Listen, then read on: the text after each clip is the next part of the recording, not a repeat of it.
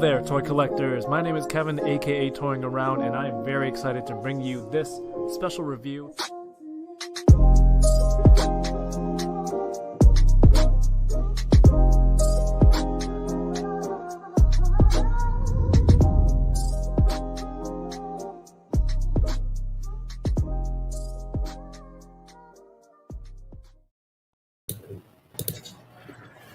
What's going on, everyone? What's up, Troy? Hello. It is Saturday, April the 3rd. Normally we do this on Friday, but I didn't get a chance to really watch yesterday. I had had a whole bunch of stuff to get ready and prepare, so I didn't get to watch the episode until last night, in the evening. So I couldn't really get my thoughts together, put notes down, do some research. So I kind of pushed it to today. Thank you, Troy, for making the adjustment. I know you're real busy with opening toys. I'm busy with a whole lot of nothing. Let's be real. Yeah. So, I pushed it to today, not thinking that there's an ACBA podcast, there's High School Creations, Diorama Talk right now. So we're going to keep this short and sweet. There's a little bit of toy news. I didn't even promote this or anything because I didn't want to. I realized, don't step on anyone's toes. We're just going to chat, me and you, and Marcus Yee, who's here.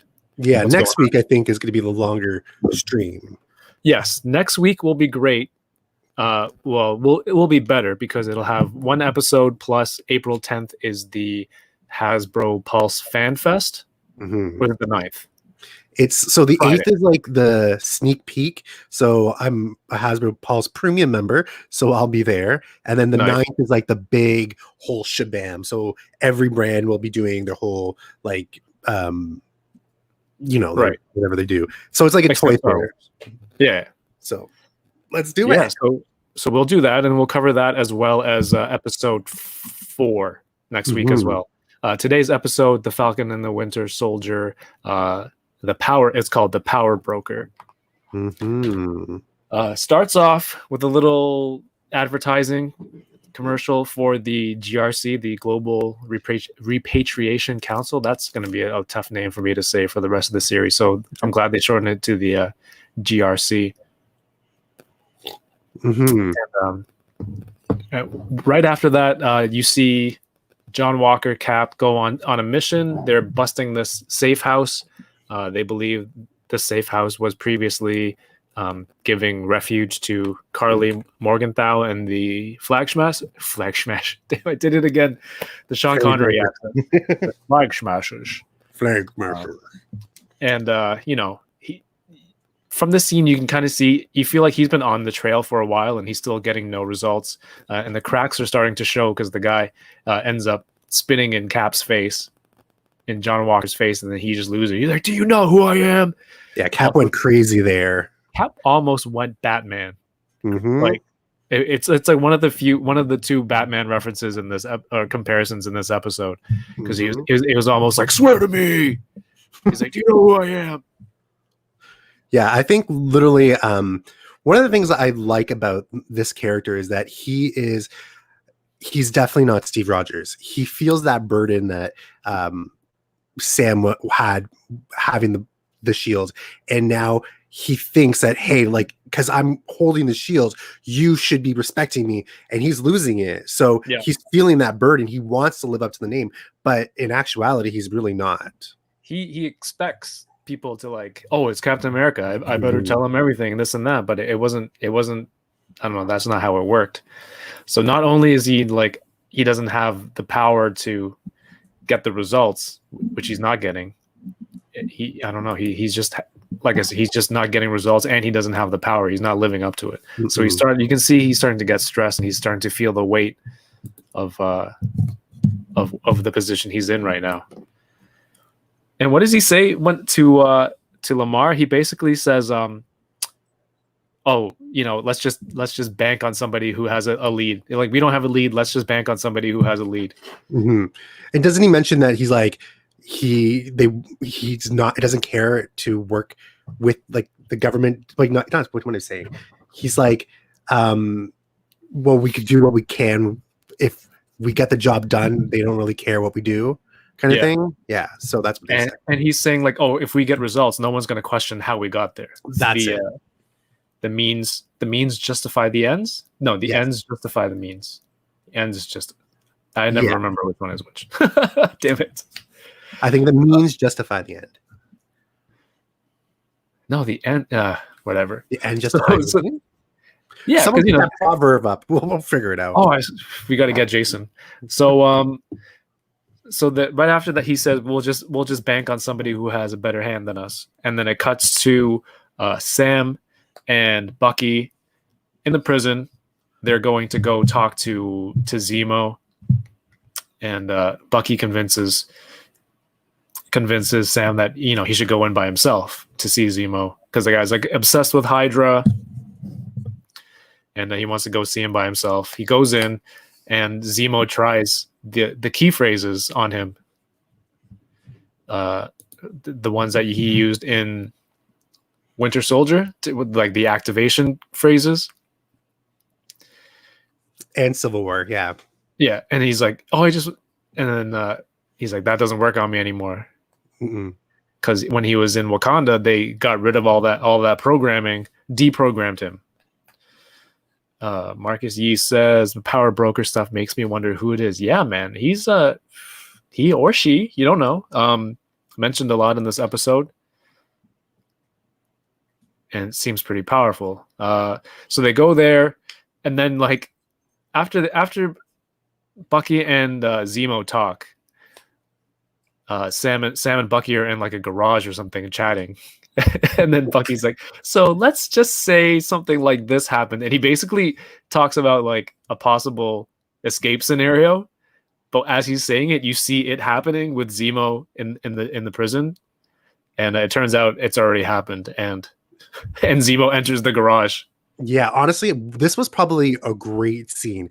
It was short and sweet, and it got to the point. Like, we could have spent the whole episode with Zemo getting broken out of jail, but it was literally like a minute of explanation. Here it is, there it is. So I thought that was executed perfectly. And the dialogue was so good, and just seeing like the reaction of Sam, I had to rewind it because I thought it was funny. Sam's reaction when he sees him, he's like, no, and then he's like, whoa. Yeah, but it was really good. Like, okay, cool. Yeah, I thought that was really cool. And like, you know what? They're handling these characters really well. Marcus, like, you're right.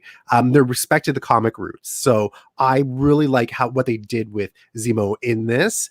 And it's given him a lot more personality, a lot more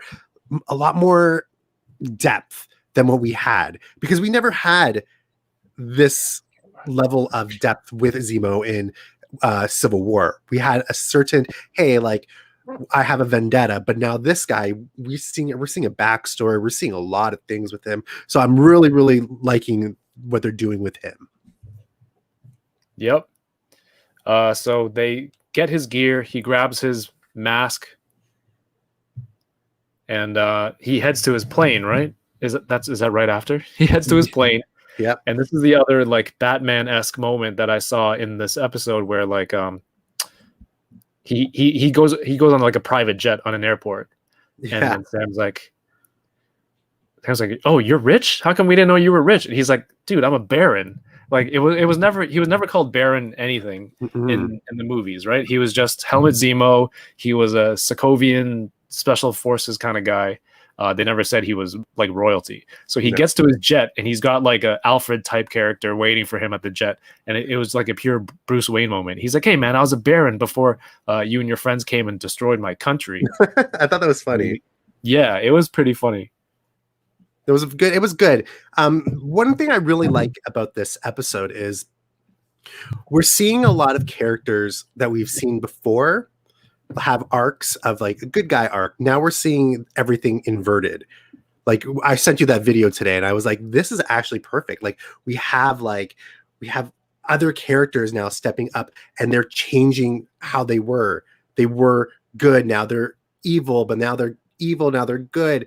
They're kind of things like the Sharon comparison, the Zemo comparison. So I think these are really cool dynamics and really cool characteristics, and it's really makes the characters a lot filled out. Yeah, because Yeah, because that was something that you were looking for in the movie with regards to Zemo, and then now they're like, okay, more tie-ins to the comic will keep him as a Baron. How, and then like they fleshed it out for you, so it wasn't just a random thing. Hey, I'm a Baron, and this and that.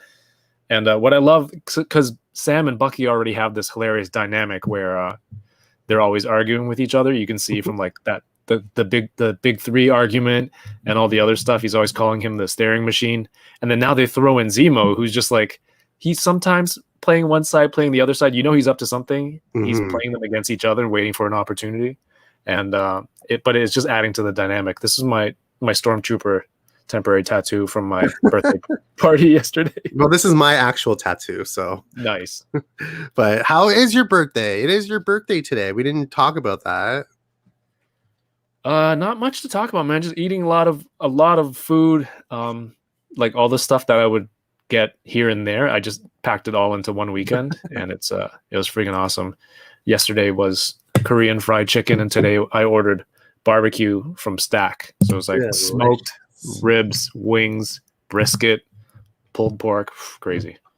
Delicious. Well, it's Easter weekend here, so oh my gosh, the food. Oh yeah, and Easter. Oof, I'm so full with food this weekend. But yeah, back to the episode. It always breaks into food. I love it. They go into, so they're on the jet and they're cracking jokes. Bucky pulls out the notebook. No, sorry. Zemo is reading his notebook. Had it, yeah. With all the names, and he's like, "Who's this name?" And he reads the Japanese guy's name, and Bucky almost loses it on him for a second. And Sam recognizes it. He's like, "Hey, that's the one that I gave to Cap when he first came out of the ice." And it was a booklet that he had with all the things that he should catch up on now that he's trying to, catch up with the world, with the 21st century when he came out of the ice. And but now Bucky's using it to make a list of people that he has to make amends to. We find out it's the same book like that was used, right? I think it's really smart that like Steve gave Bucky that book so he could come back into the world and be like, hey, this is how I came back in the world. Right. Look at these things. This is how you get familiar with it. So I thought that was really great. And then in this part, another situation where like Zemo's on both like one side or the other, he's agreeing with Sam. Sam's like, hey, did you listen to Trouble Man? And Bucky's like, nah, I'm only into 40s music. But then they're arguing back and forth because Sam, that's the first thing that Sam recommends to Cap when they met when they were jogging in the beginning of Winter Soldier. And then Zemo's like, no, this is a great album, this and that, and he's on his side. And then Sam reluctantly was just like, no, like, you know what, you're right, but he like, I don't like you, but he's right. You got to listen to this thing. You got to listen to it. It's good. But I love their dynamics. All three of them together, they make a great trio. So I love it. I love this series so much so far. And then another thing we find out, which was big. I went to I had the late stream last night. We went like 4 hours, and then I did whatever. I went to bed and I started watching this, and then that's when they're like, "Oh, we're going to Madripoor," and I'm like, "Yo, what? Madripoor? Yeah. That's crazy because it's never been mentioned in the MCU, right?" So Madripoor was it's a Fox. It was acquired by Fox because it's part of the X-Men. So when they actually was like, when they got all the rights back, they were able to use it. So it's now, like specifically that name, they couldn't use it. No, they couldn't, because it's most commonly it's a fictional place in the MCU that is commonly used in X-Men storylines. Yes, with like Wolverine going there, and it's basically like a country that's run by all criminals, like a criminal underworld. So it really gave me that John Wick vibe, that place. I was like, oh man, this is really cool. And I also watched last night I watched I don't know if anyone's watched it, Alita Battle Angel. But it gave me that vibe there too. And I was like, oh man. It looks like cyberpunky. Yeah. Like on the streets with all the neon lights and all that stuff. Yeah, it does. And I was like, man, this is so cool. I was like, this really reminds me of Alita. This reminds me of John Wick. All the assassins are there. And I was like, is there like a safe place where assassins could go without Yeah. having to be killed or something? So I was like, man, this is really cool. We also forget to mention the reason how they convinced Zemo to go was Zemo was like, look, I shut down the Winter Soldier program before. If there's people out there who are making more super soldiers, like, I have to finish the job. Because that was his whole deal, right? He lost his family because the superheroes were fighting and his family died in like collateral damage. So his whole thing was, I'm going to shut down the Avengers. Having a super team, having superpowers or something like that is dangerous. So that's why he wanted to end the Avengers. And that's also why when there was that base in Siberia with like was it 4 or 6 other super soldiers from Bucky's era, they thought he was going to unleash them onto the world. But when he got there, he shot each one of them in the head. And I remember he said, like, you think I want more of them? Like, this is what I'm completely against. So when Bucky presents this case to him, he's like, he's fully on board. Yeah. So the reason they continue with that as part of his character. And he's like, I shut down the Winter Soldier program before. I'm going to finish my job. But he knows he has a contact in Madripoor because it's the underworld. He knows somebody there who is like, yeah, they had contact with the super soldier serum somewhere along the way. Somebody in the underworld, one of his contacts will know. So that's why that's how they convince him to get on board. That's why they go to Madripoor. Did I miss anything there? No, I think you're right. I think, they go to Madripoor, but like, I didn't know that Madripoor was like for me, when I read it in the comics, you could only get there by boat kind of thing. So I was like, oh, what is this large bridge connecting to the mainland of Madripoor? But anyways, I thought it was really cool. I was like, what else can be there? Like, there's like, as you look through all the references and see all the Easter eggs in Madripoor, I was like, wow, like, does this mean X-Men are coming soon? But anyways, that's going a little bit if they go to Madripoor, it's for a reason. There's no way they go there just as an Easter egg or like a name drop, and not because we're folding in the X universe at some point or soon. They're definitely folding in the X universe, and you can see like things are just Kevin Feige places things in certain places for reasons, and we're going to see Madripoor again. We're going to see some of these other people again, hopefully. So they're walking on this bridge towards Madripoor, and they're like, was it Zemo says, look, these are like all criminals. We have to go in character. We can't break. Like, people are going to be watching. If you show like we're not still bad guys, like, they're going to kill us. So Bucky, you have to go back to being the person that you've been trying to like eliminate from your persona for like the last 6 months or whatever. You're gonna have to go back and pretending to be Winter Soldier. Sam is dressed. He's like, my favorite line was Sam's like, I'm dressed like a pimp, man. and then Zemo's like, only an American would think a fashion forward black man it looks like a pimp. And I'm like, hey, look, that's a pretty good point. But in the comics, before he became Falcon, he was a pimp. Yeah, he was. And he's in character. He's in character as another kind of like criminal. What was the guy's name? Smiling Tiger? Smiling Tiger. Right. He is a Marvel villain. So it's kind of funny that he's playing a Marvel villain. Right. And again, it's the MCU. They're not going to make stuff up. They're going to go into the archives. They're going to find actual references. Not just because like Easter eggs for fans, so someone can like, oh, who's this, who's that, which is what we were doing, but like they want to make it authentic. They're gonna make it consistent. Hey, Heroes World Online is here. He says Smiling Tiger got nothing on the deep V-necks. I don't have that. Was one episode. The V-necks are done. I had to go buy one for that one episode. But yeah, thanks, man. He says happy birthday. Thank you. So they get to Madripoor. They're meeting their contact, Shelby, and they're undercover. What was that happened in the bar? Bucky has to pretend he's still under the mind control of Zemo. Yep. And then Zemo makes him like fight people in the bar. He'd be like, Winter Soldier, fight this guy, fight that guy. And does Bucky start to lose it? Is he slipping back into the Winter Soldier form? Is he liking the fight and the hurting people? Because remember, part of his amends, one of the rules was no hurting people. He definitely broke how that. did you feel about that scene? I thought it was good. I mean, for me, I was like, oh man, is Bucky going down a route that he doesn't want to go back down? Because you could see when he's looking at Zemo going, should I do this? And then he went ham. And then when Sam was like, hey, you good?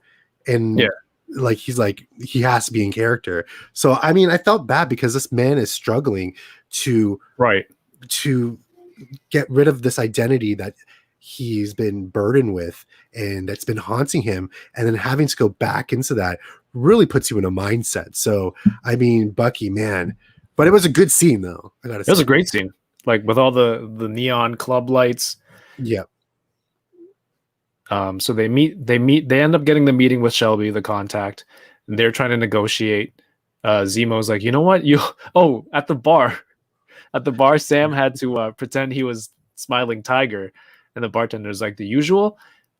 And then he's like, of course. But then I'm like, if he knows what the usual is, doesn't he know that Sam doesn't look exactly like this person?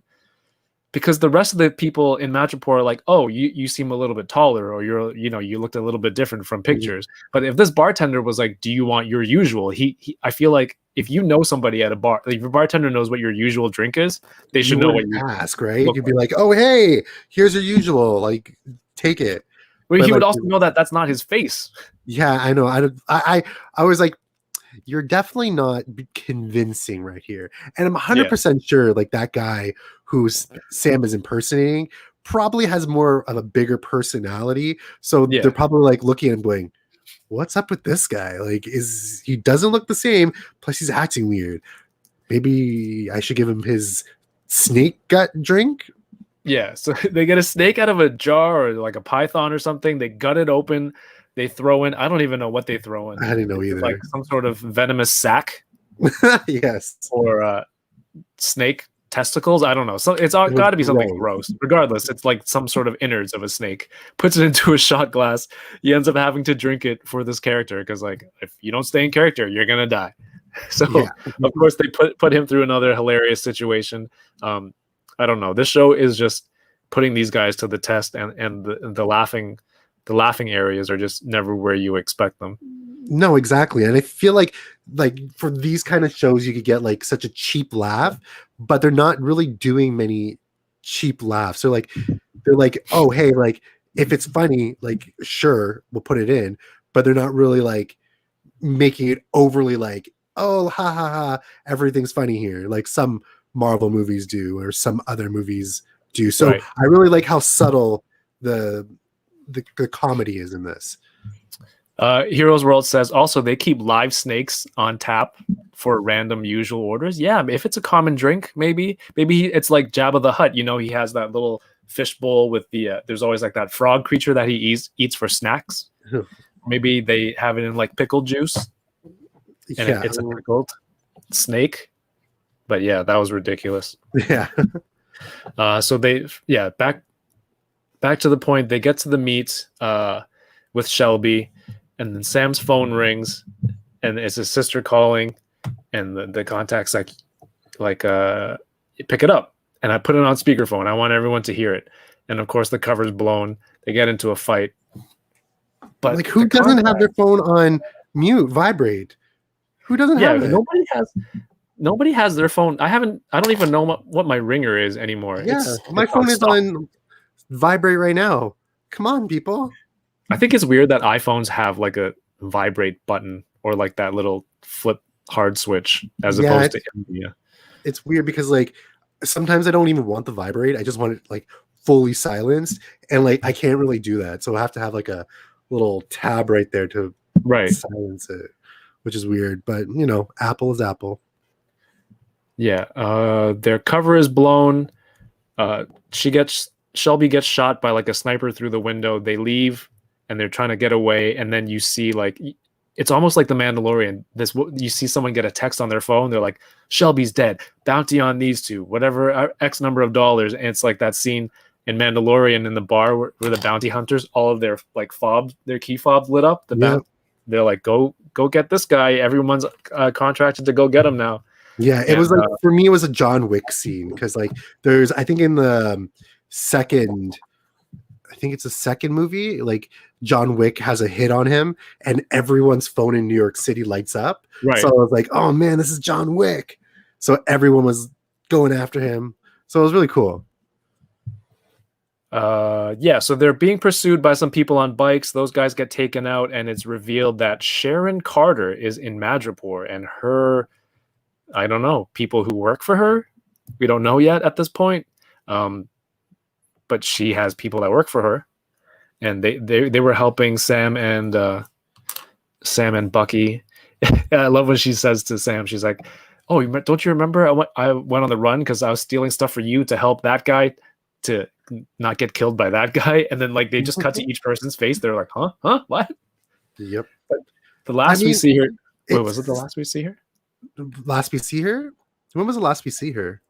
She steals the shield and the wings for Cap and Sam, and she gives it to them under the bridge, and she kisses Steve Rogers. And I think that's the last time we see her in the MCU. And It's kind of funny because is it confirmed that Sharon didn't get snapped out of existence when Thanos snapped? So is she now 5 years deep of being on the run? So it seems like it. Yeah, because like, go ahead. She's built like a fancy base and like a headquarters. She's got people that work for her. She's got contacts. She's like, I sell high-end stolen art to buyers. I mean, if this was only 6 months after the snap or after everyone came back, that's not a lot of time to build that kind of empire, I don't think. She says that she's been on the run because she's been she's I don't know. She's a fugitive. She can't get back to the US. Yeah. So what else am I going to do? She's like, I might as well get paid. I was hiding out in Madripoor, and she goes to Sam. She's kind of like done a 180. She's like, this whole superhero thing is a joke, right? Like it's unrealistic. Mm-hmm. And like you should have known that if you gave up that shield so easily. Yeah, and it's so weird to see someone who was such a proponent. How do you say this word? Proponent. Oh my god. Proponent of the law, who upheld the law. Sorry. Yeah. She upheld the law, and how she became. Now she's underground. She's a boss. She's a boss. She's like, I got a place in Hightown. So there's two parts of Madripoor, or was it Hightown? It was called, in like Lowtown. Hightown, yeah. Yeah, and then when Zemo took them to Lowtown, it was more like the grungy underworld. And then when Sharon's like, "Oh, I got a place in Hightown," it's more like more bougie.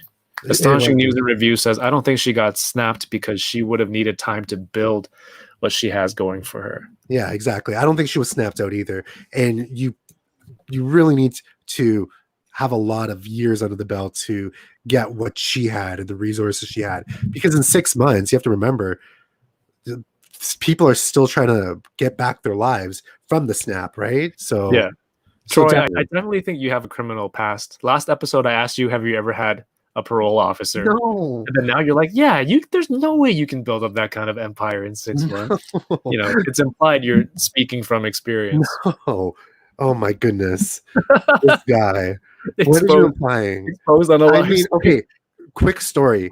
Actually, so I have to like, I'm not me, but there is, if you Google a friend Troy, of yours. This happened to a friend of mine. I don't even know this person. So if you Google this person, or you Google my name, there's the same person who is, I guess he's in Iowa. He lives in Iowa, and he has a criminal past, and he was arrested, he was fined and sued. It's bad. So literally just Google my name. So on all my social media profiles now, I have to go, not the Iowa Troy, not the Iowa I saw Troy. that. I saw you updated that. Yeah, because it's weird because I got a message from this guy's aunt going, hey, just to let you know that debt collectors are calling me and me and this person, and we can't get a hold of your mom, and we can't get a hold of your dad, and we don't know your wife is like, we can't get a hold of her. And I was like, sorry, Debbie. Could you please play along? I need more information. Message I her don't back. want to. I don't want to play No, along. I need to know. This is because I was super like nervous, and I was like, oh, what do I do? So it's like, it was weird because like I have to update everything to be like the Canadian Troy Zaffino, not the Iowa Troy. So it's so this story weird. would never hold up in court. No, officer. This is another Troy from Iowa with the exact same name. I know, it's so weird. I was like, this is really going to affect my life if someone Googles me. So hopefully, like, thank goodness my Twitter is the first thing that pops up on Google when you Google me. So you'll see the pinned tweets. I've never Googled myself. Yeah, but it's not great. It's not but great. It seems like this would be the perfect cover. You know how long it takes to rebuild an empire, and now you've become a toy reviewer in Canada. A likely story, a likely cover. This is written by, or maybe you're in some sort of witness protection, and this is, oh man, this is all just an illusion. Yeah, this is a story provided by the government. Back on track. Although I do like how far we got with that tangent of the story. Oh my gosh! And it's like, okay, you guys hang out. I'll help you out.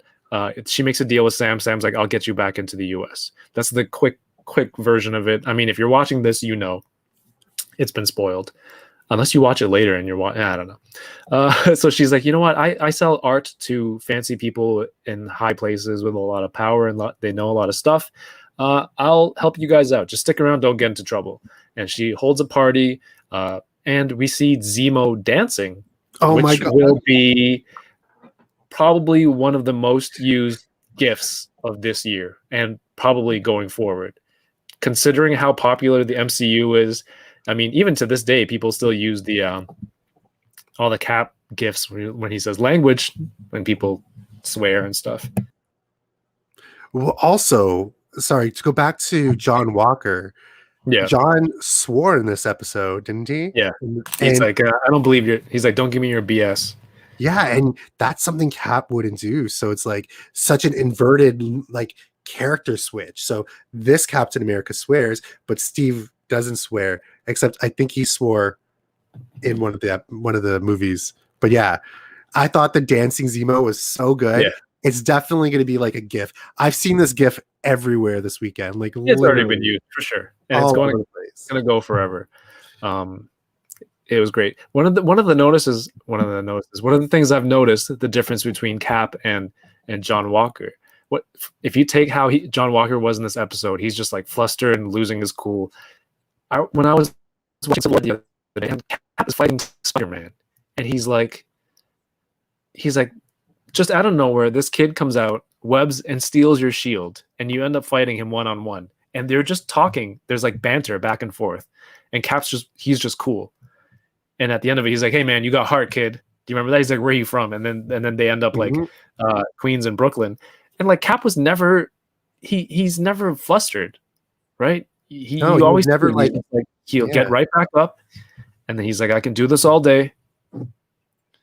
It's a very stark. John Walker doesn't have all day, and he's like, "Hey, let's get this done now. I need this information now." So you can see like the different dynamics of both characters, and honestly, I think something's going to happen to John Walker. Something big. We all know something's going to happen to him, but man, power broker. Him just being human at this point. Like we kind of see the trajectory of the character.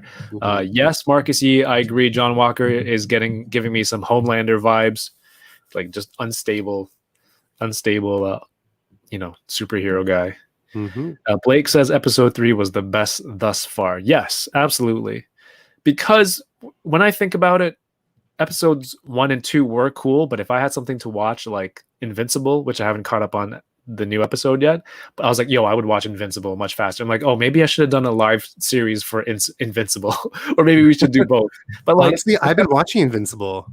It's fantastic. I gotta catch up on the other one after. Yeah, I'm gonna watch the new episode tomorrow. Yeah. So, but this one was actually like, yo, they bring in Madripoor, Zemo is back, and I mean, he's a major villain. He was a major villain. It's not like some B-list character, or some kind of henchman from the movies. Like this guy was the main big bad in Civil War. So that's huge.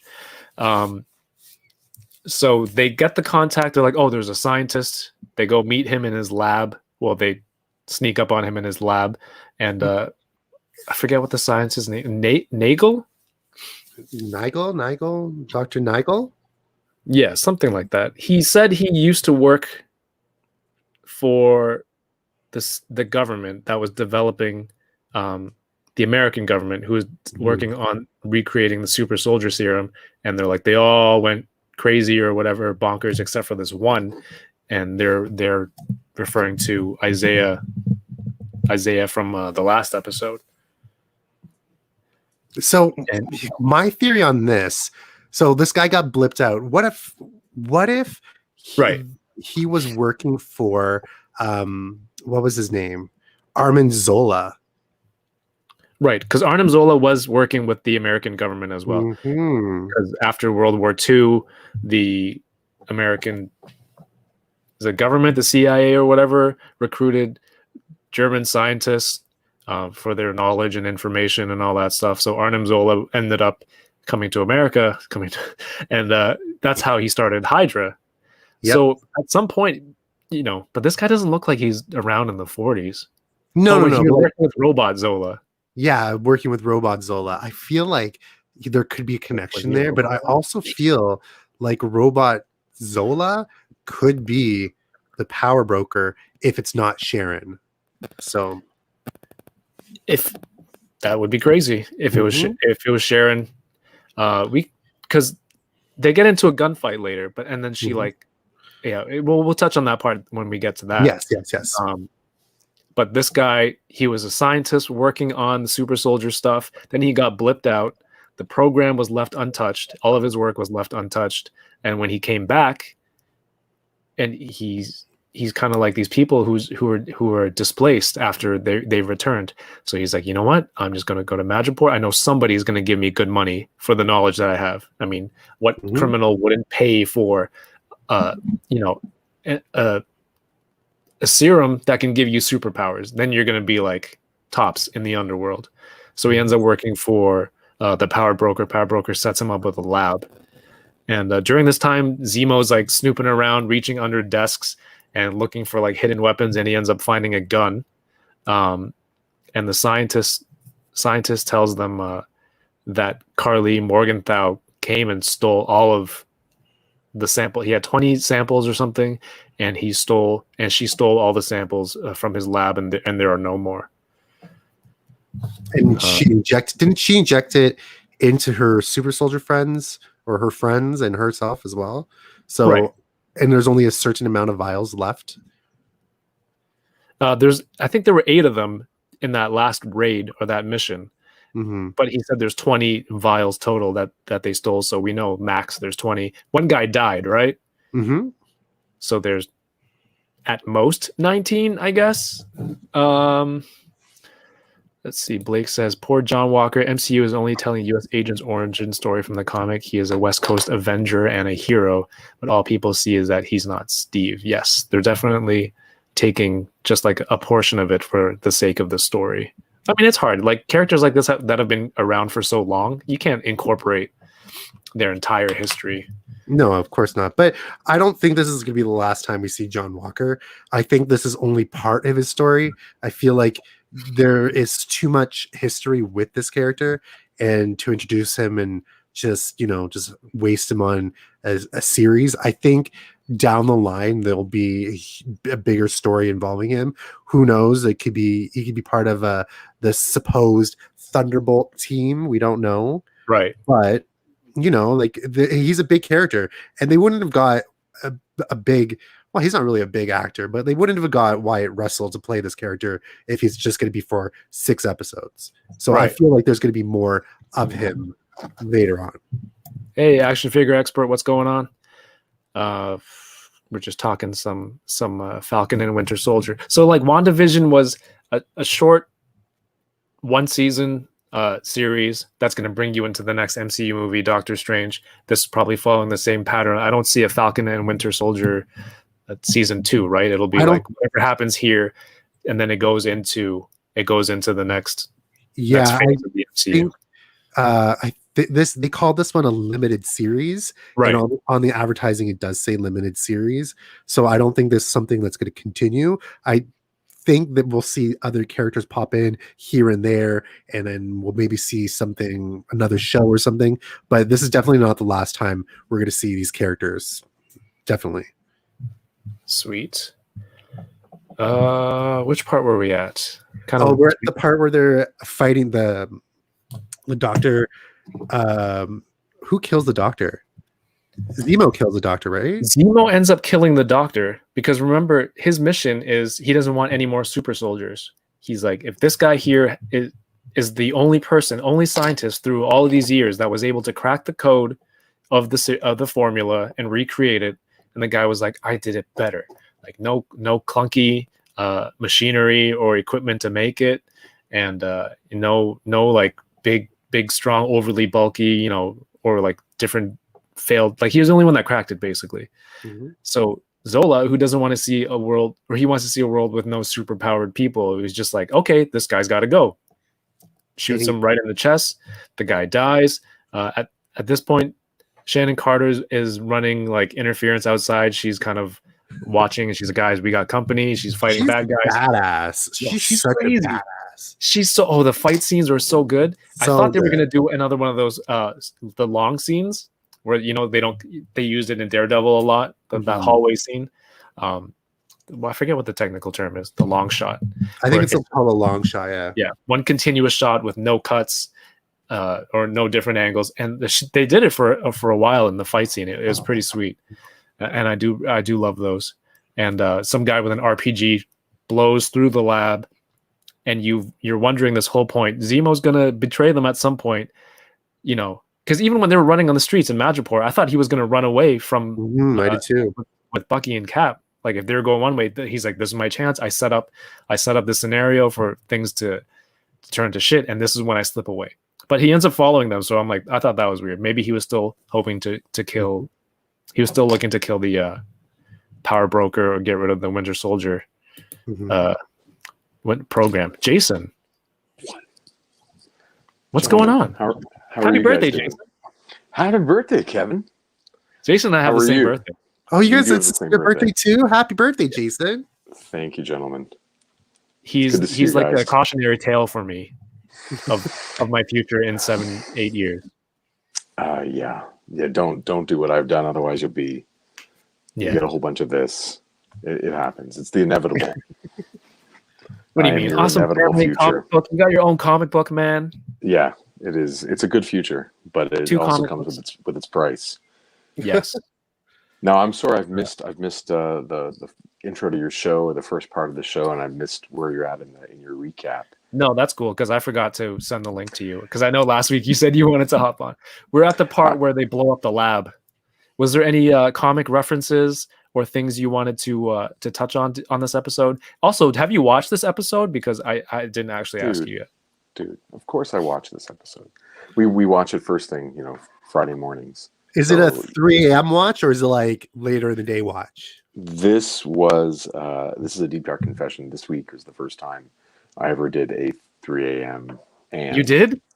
I did. I fell asleep to it. I was up late drawing, and so I watched it at 3, and then I watched it again with the kids in the morning. And nice. Yeah, I caught more things in the morning for sure than on the 3 a.m. part. That's what I worry about. Yeah, I missed some things. My eyes were shut for some of it because I was supposed to go to bed. Thank you for the happy birthday, Marcus. That's very nice of you. There was some comic stuff, but there are lots of comic book references. But I figure you guys caught all of it. It's you're a bigger comic book guy. Well, the Princess Bar was in it, so like the Wolverines hangout in Madripoor was visible. There's countless things, right? Just the idea of the power broker is a character from Marvel Comics, but not the same character that we're going to see in this. Definitely not. Were you excited to hear Madripoor? No. Be integrated? No. No. I think Why we is knew it that? was coming. Well, because the spoilers ahead of time, I knew that it was going to be included, and I also know in my heart that this is not how Same. they're introducing the X-Men. Okay. Like, it's not coming as a back door to, as a side reference. They're not going to be like, oh, and there's X-Men. Like, it's, Right. what, and they're not going to walk by in the background. By the way, All these celebrities that we haven't heard are being cast. No, Like, it's well, I think what right? they're doing with Madripoor is they're just like getting these locations set Right. for them. So it's not going to be like, oh, the X-Men are here, but like we're getting these locations set. So if we do get like a X-Men or a Logan type TV show, movie, whatever, Right. we're going to get these locations coming back. So Yeah, I think fleshing out the world is one of the best parts about having the Marvel universe, right? Getting to spend time in Wakanda and time in places like Madripoor make the show, Sokovia or wherever you are, make the show a better, or make the universe a richer space to tell stories. So I wasn't freaking out about that. I don't usually with name drops like that. I don't think it's a big deal now, but 14 years ago, all of anything. Or 13 years ago, all of it was a big deal. You're watching Iron Man, and the idea that S.H.I.E.L.D. exists was mind-blowing. The idea that there is a Nick Fury, like, that's unbelievable. So that's how it was in 2008, 2009. But now we've been spoiled for over a decade, and they could drop whatever name they want, and I'm probably not even going to bat an eyelash because I expect it all to come eventually. If like Marvel Legends, the MCU has given us everything in time. If you just wait for it, it's going to come, So, which ruins customizing to me or even kit bashing, because when they don't give me a perfect version of a certain character, I just have to wait, and it'll come. Down the road, they're going to do that version I want with the new G.I. Joe figures, and it's the same thing. We're all like, we want the color changing Zartan on a retro card. Well, it'll be a Fan Expo exclusive in 2024. Like, they'll make us buy it 4 times before we get the one we want. You know what I mean? So the X-Men are coming. I believe in Kevin Feige's skill at knowing when to place things and when to draw things out, and they haven't really misstepped in over a decade. So I mean, there was a lot. I think the MCU really developed when Kevin Feige was given the full reins to the MCU, because it was in the hands of this guy named Ike Perlmutter. I think me and Kevin were talking about this maybe months ago. I don't trust him. No, me neither. No. So Ike Perlmutter, if you guys ever want to know the MCU history, read the book that what's his name? Bob Iger put out. So Bob, I read it. So it's literally on my shelf over there. He talks about the rift that the Marvel universe had, and how one person was he was racist. He didn't want to include females in the MCU. And Kevin Feige was like, this is my storytelling. You can't tell me to do this because this is not what I want. We need to do this. This is only the step forward. So Kevin Feige went to Bob Iger and Alan Horn, and they basically ripped the Marvel movie division away from Ike Perlmutter. And that's why we don't see the Inhumans, and we had all the crappy TV shows, because Ike Perlmutter wanted to put these out there, and Kevin Feige wanted to really harness these stories. And Kevin Feige has been great in producing some of the best cinematic moments ever. And he's created a huge universe, which no one can touch. And I know that everyone wants DC on this bandwagon, but unfortunately, Marvel, it's Spider-Verse. But even the Spider-Man stuff that Fox is doing, or not Fox, that Sony is doing, no one could touch what Marvel Studios has done in terms of storytelling. And you're right, Jason. There's seeds now, and they're going to bloom in the future. We just have to wait. Yeah, you have to be patient and let things grow the way they need to grow. There also can only have so many, I don't know how I want to continue this analogy about the seeds and the growth, but you can only have so many shows and stories running at one time. So whereas a comic company like Marvel might have 50 some odd titles running every month. Yeah. It does not behoove the Marvel Studios end of things to do the same thing, to try and oversaturate. They can only have so many productions. He can only keep a hand on. And, the executive producers, like Victoria Alonso and the other two, whose names escape me at the moment, they can only manage so many projects at one time. So they plan for a decade, of course, at least. They have big picture thinking, and they're parsing it out so that we stay addicted to the formula as long as possible. And so they tell all the stories they need to tell, and eventually things will fizzle or they'll change or whatever. But I'm not, when there's a chance to introduce the X-Men by dropping the name Madripoor, I'm not freaking out. I'm just it's I world was building freaking out. I was like, that's cool. Well, yeah, like obviously I'm a little bit excited, but what if like they were walking by and there was like claw marks on the side of a alley wall or something? Yeah, but you know what also got me cool. excited?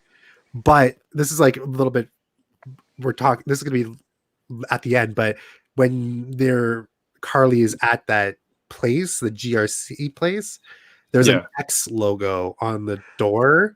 Yeah. And I was like, oh my God, what is this? But I was like, no, they can't do this. Stop. This is just a random X. This is not Mephisto all over again. This is just a random X.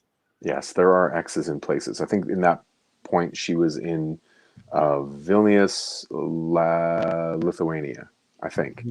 Something she goes from Riga, Latvia to Vilnius, Lithuania. Those are the two locales that she's in. Wow. You really got those details in. That's like where my DNA is from. So like when those things pop up on screen, I'm like, oh, my great grandfather. I thought you meant from. Oh, nice. No. That's the Eastern European. That's where. Anyway, so that's why it stayed in my brain. But I don't want to say about the ending either. But the ending I was happy. Did you guys, just to ask you, without, I know everyone here who's watching has probably watched the episode, but did you guys kind of wish it was a higher ranking member of the Dora Milaje when you saw Io? You were happy with Io? I was like, so happy. That should be a Koye. When the music came on, that got me really excited. I thought we should have seen, like, I was like, oh my God, it's going to be a Koye, but I was happy because we've seen Io. They haven't said her name on, and it's just spelled really, no. AYO. But we've seen her in the movies, in Civil War, right? Because she stepped up to Black Widow, and Chadwick was like, as much as I want to see this happen. So for me, I was like, I'm totally fine with her. Like, I was happy to see her, and I was like, oh man, she's back. So she was the first Dora Milaje we seen on screen. So for me, I was like, okay, like this is connections to Civil War, because we know that she has connections to that movie. So yes, that's very true. She is like the original Dora Milaje in terms of what the audience knows, and she's in the scene where they go to the UN after the end, the extra credit scene in Black Panther. So she's really in the fabric of it. I love that scene where her and Black Widow, like the move or be moved apart, or I will move you. I also love that. Says I liked it. It was her. She's a badass. They're all badass. They all kick ass.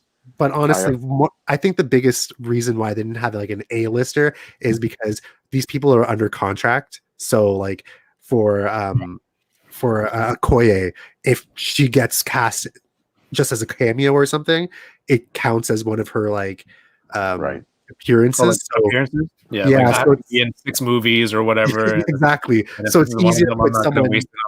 Yeah, so it's easy to put someone who's, oh, you're not set for anything. Okay, let's just put you in here. So it's easy. Also, if you think about it from like an in continuity, so that's a Marvel Studios reason, and that makes total sense. If you think of it from like an in continuity reason, Okoye is overseeing the whole thing. There are several operations going on.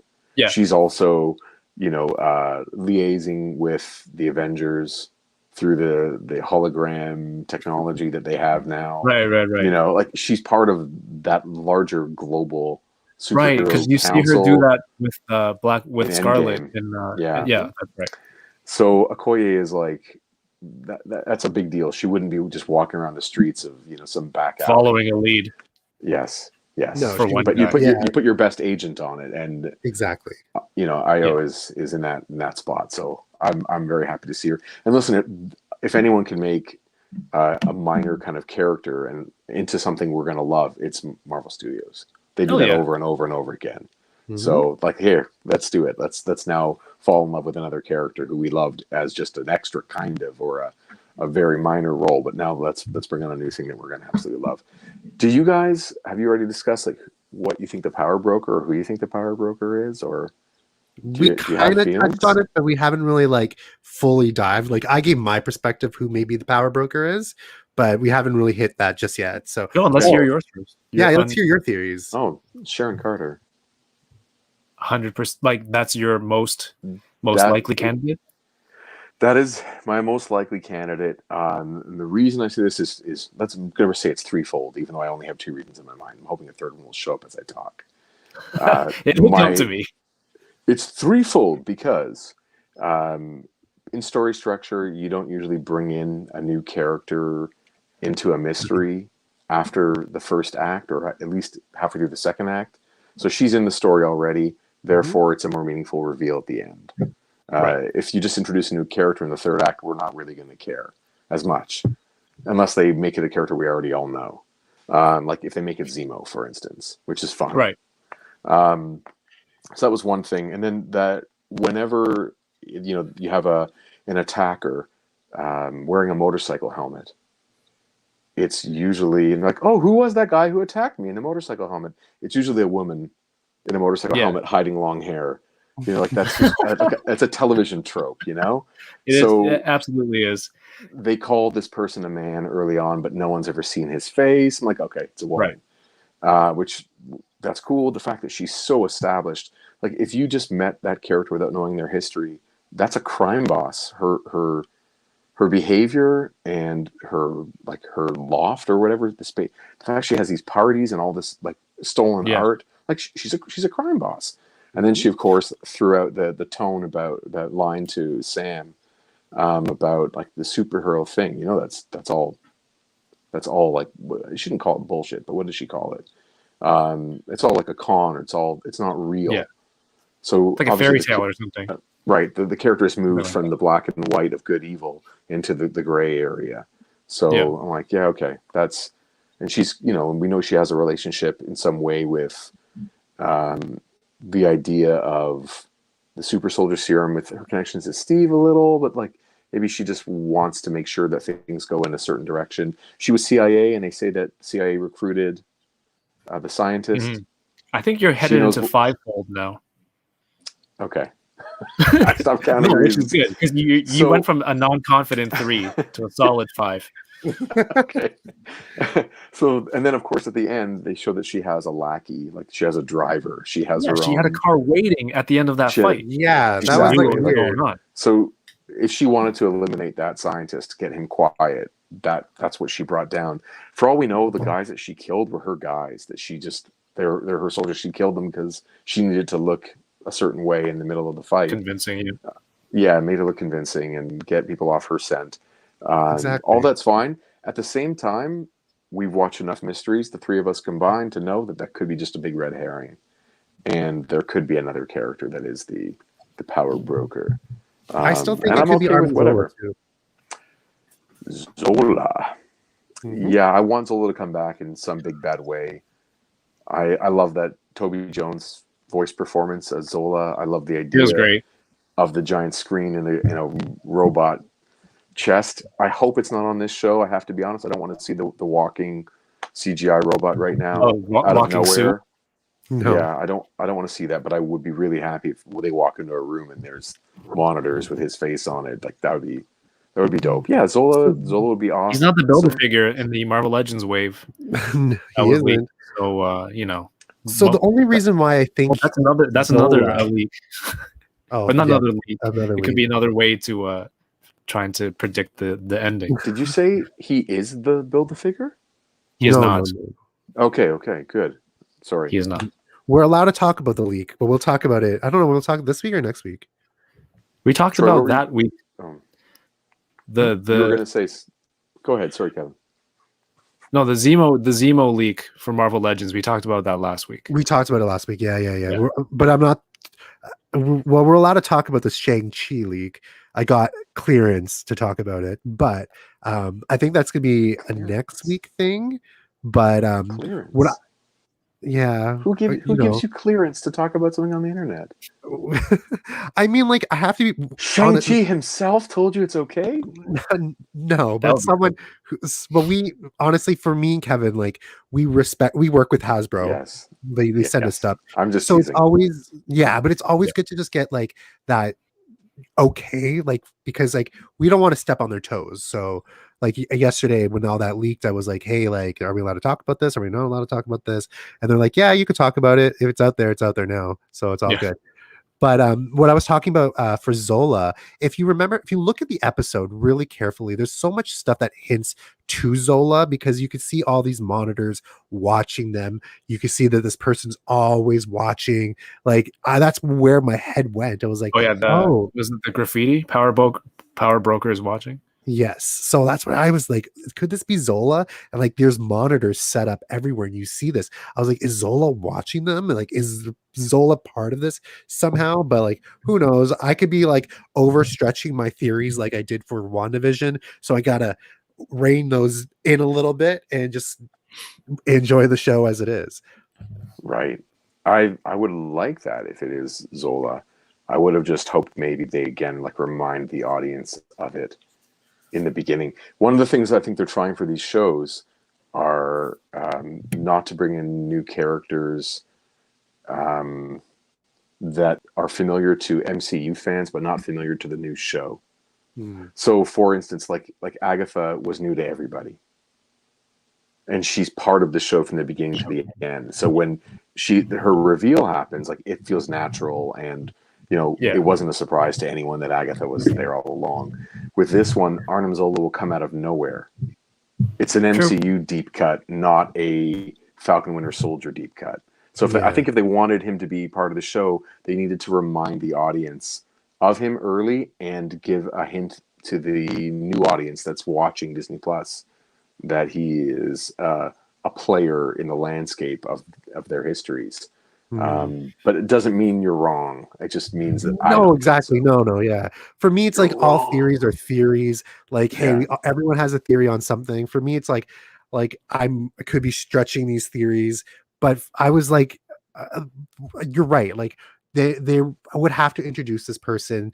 Like they introduced Sharon, so Sharon could be the power broker, but it wouldn't make sense if it was someone random to be the power broker at all. Like, why would this person just be like, oh, my name's Joe and I'm a power broker? It's like, no, like we need to have this kind of connection with this person. So definitely, I think we've seen the power broker in the show already, but we don't know who it is. So hopefully there's only 3 episodes left. Let's be real. You hate crazy. Like in the beginning of some shows where they will recap something from like an earlier season or like an earlier episode in the series, and then later on in the episode this character will show up, and then it's like, oh well, that's why they had to call it back in the intro, which is not organic at all. It's like, hey, by the way, do you remember so and so? And here's today's story. And oh, hey, there's that guy in the summary from the beginning. It's sometimes like that intro kind of throws me off, and then I have to say, oh, remember, like they just showed him for that reason, which is very poor. Like you said, it's poor storytelling at that point. No, yeah, I want to see Joe the power broker. I want to see your Joe the power broker, guys. I'm here to give you all superpowers. I think the action figure of him is Gus, Billy. Right from the Foosh, right? That's who that is, or someone. But there should be a custom of Joe the power broker for sure. Poor John Walker in the comic, he gets rejected as Cap. He gets angry, gets powers to compensate, then finally settles as U.S. agent and finds his own way under his own legacy. Yeah, that could be where this goes. Power broker and John Walker link up somewhere along the way. Right. Okay. So back to the lab. The lab blows up. Sharon she has a car waiting for her. That was where we were at when you right before you came on. But she has the car waiting. She has like a lackey or a driver And she's like, we have more problems, which is, what is she into? That Sam and Bucky are problems, or the scientist being dead is a problem. So it kind of lends to that theory that she is the power broker and that she's got all the stuff going on. My favorite part of this whole scene was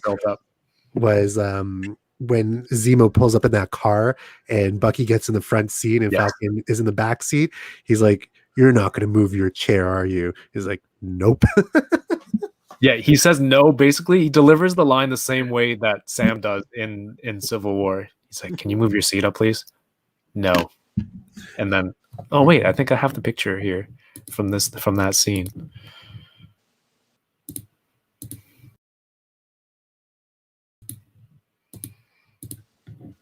And I have that picture there for one reason.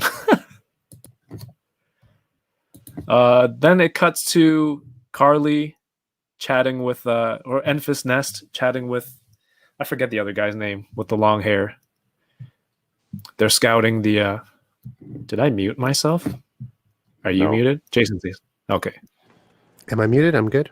Troy was messing with me. Oops. They're scouting that GRC building, and the one that they end up stealing all the supplies from. They're like, you're sitting on 6 months of supplies, right? And she's almost like last week we talked about the Robin Hood style character. She's taking all the supplies from them, and but this time she ends up blowing them up. Like she kills innocent people in that building that her partner there is that points out. Innocent. Okay. Yeah. Well, she's made that leap, right? Yeah. Right.